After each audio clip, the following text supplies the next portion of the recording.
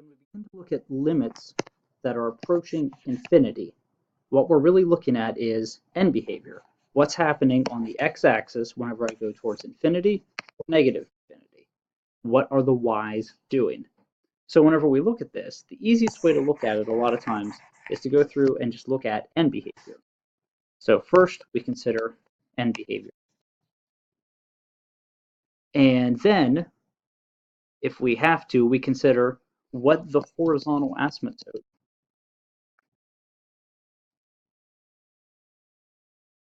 is doing if there's one present, because the horizontal asymptote is going to drive the end behavior of a rational function.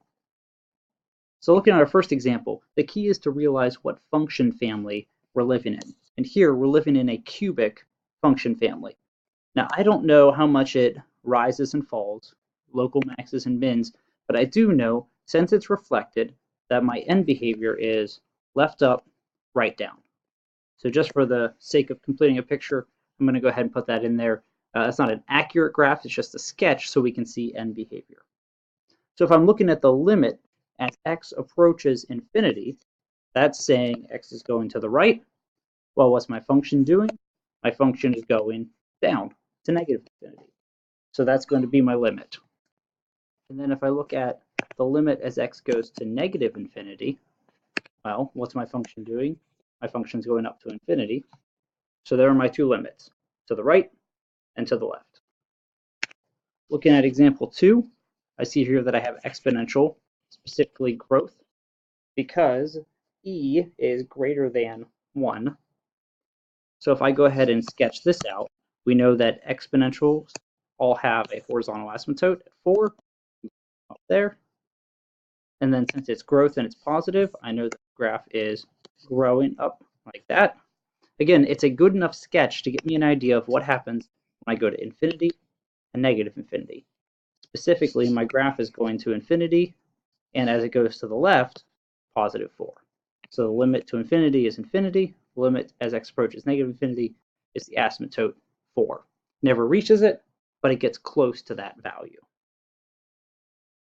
When I look at the sketch of this rational, if it's a rational function, I know every rational function has some sort of horizontal asymptote.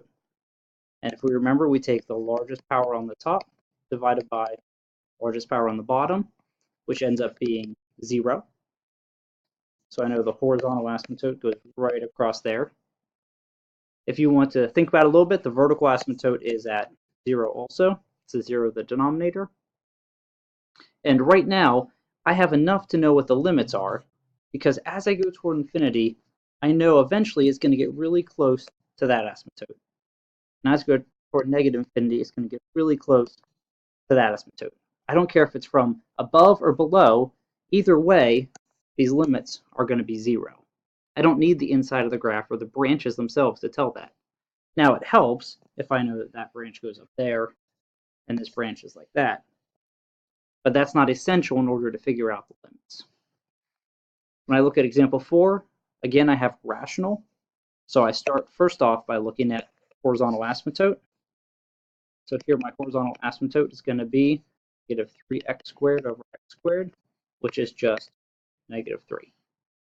So I know that when I go really far to the right and left, it's going to become negative 3 both directions. And that's confirmed by this picture I provided. If you see right here, as I go to the right, it goes to negative 3, and as I go to the left, it goes to negative 3. So those are my limits, for the asymptote. So with rationals, the key is look at the horizontal asymptote because that becomes the end behavior. The difficulty comes in with number 5 when I no longer have any sort of horizontal asymptote. Remember here it would be negative 3x squared over 0x squared, which is bad, divided by 0. So instead, I have this idea of slant asymptote. Now you can go through and find the entire slant asymptote. Here I can use synthetic division because I'm dividing by that binomial. So I could go ahead and divide a 1 out of negative 3, placeholder 0, and 2. And you're going to find that if I do my synthetic division, multiply diagonal, gives me negative 3, add straight down, negative 3. Don't care about the remainder for slant asymptote. So all in all, this is negative 3x minus 3, which fits my picture. So eventually, as you go really far to the right and really far to the left, the graph is going to look like negative 3x minus 3. So the end behavior of my rational is going to be the same as the end behavior of my linear function, which is as it goes to the right, I go down to negative infinity. As it goes to the left, I go to positive. So negative infinity and infinity.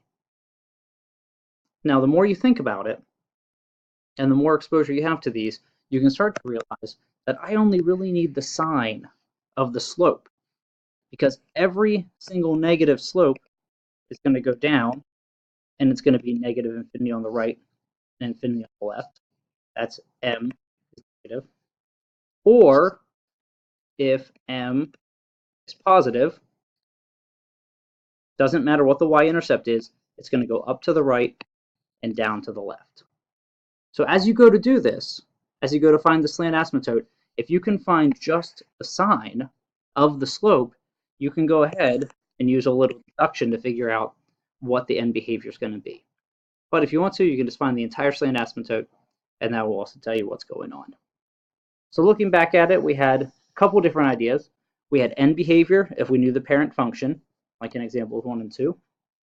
Examples 3, 4, and 5, or actually example 3 and 4, I should say, dealt with horizontal asymptotes, because rationals become horizontal asymptotes really far to the left and right. And last but not least, example 5 was about the slant asymptote, and we looked at what the sign of the slope was going to be in order to see what my end behavior was.